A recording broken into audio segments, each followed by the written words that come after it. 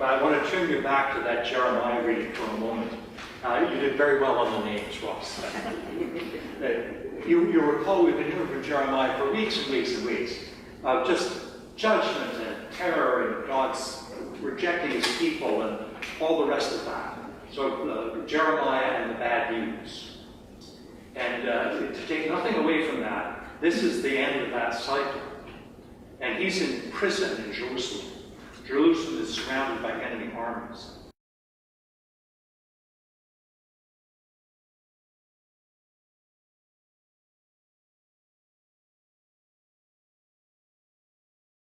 Field that the Russians are holding.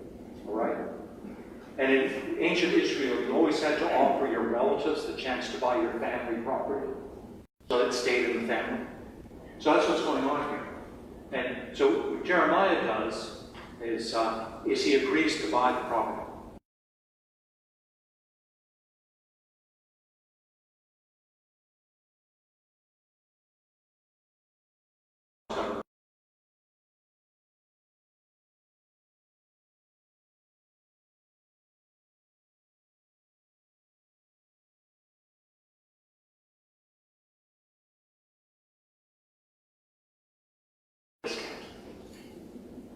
Or to pay full price as a sign of confidence in God's victory.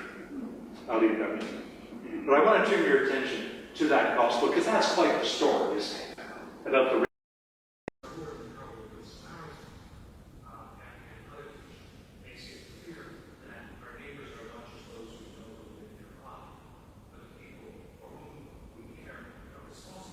can be anyone, anywhere.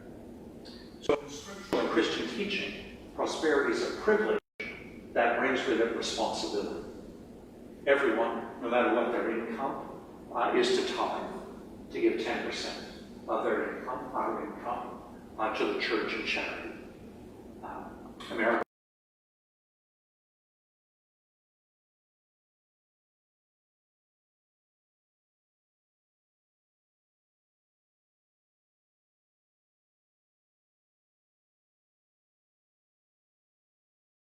The epitome of the right says this: if I have withheld anything that the poor desire, or caused the eyes of the widow to fail, or I eat my morsel alone, and the follows has not eaten it with me. If I have seen anyone perish for lack of clothing, or a poor man without covering, if his loins have not blessed him, and if he was not warmed with the fleece of my sheep, then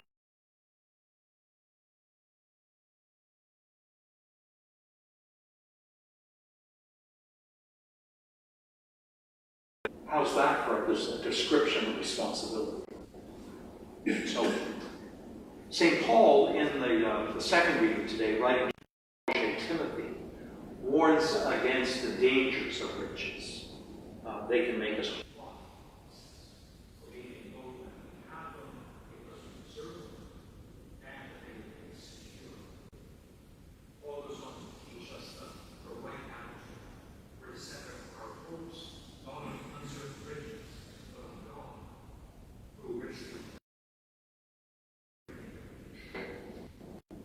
we are to do good, we are to be rich in good deeds, liberal, generous, building up a treasure in heaven, creating a good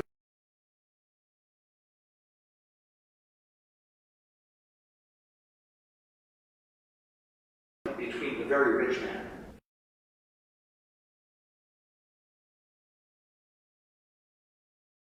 disregarded. He thought that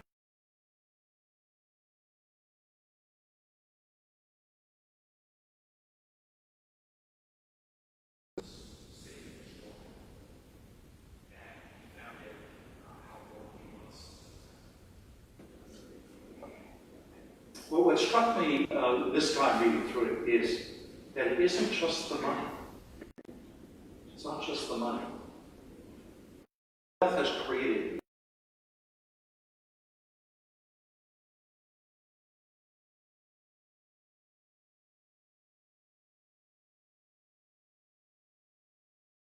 Israel.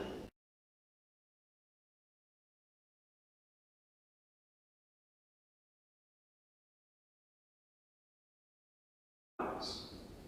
When they both die, Lazarus is comforted.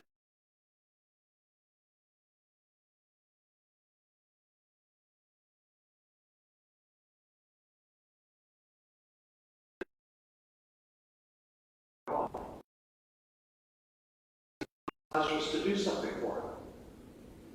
Father Abraham, send Lazarus to dip his finger into the water to cool my tongue in this torment. He doesn't ask Lazarus directly, does he? Neither. What does it matter what impoverished Lazarus wants? He doesn't ask Abraham to do it himself, because Abraham's doing work.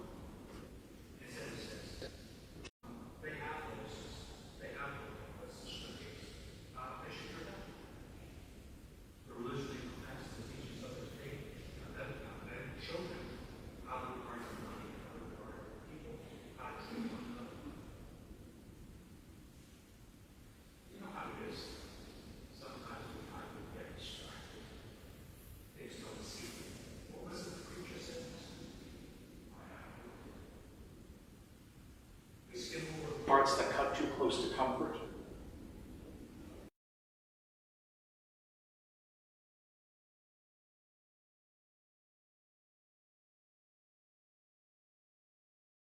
That would happen.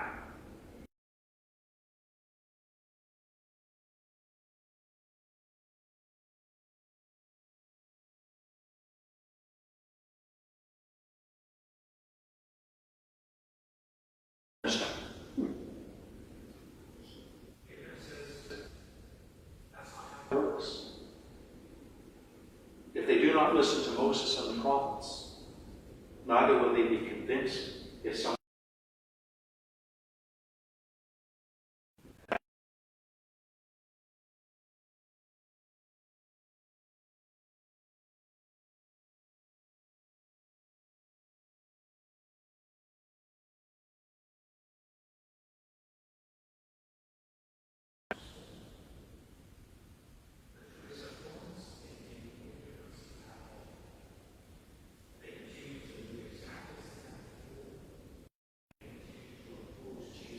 and his message, just as they've done before he was killed.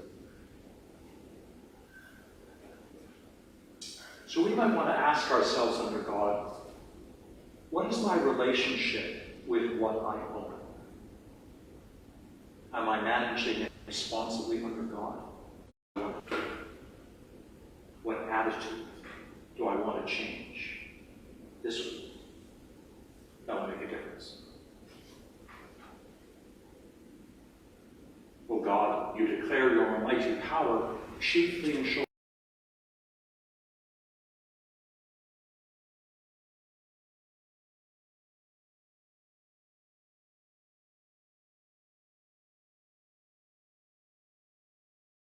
Amen.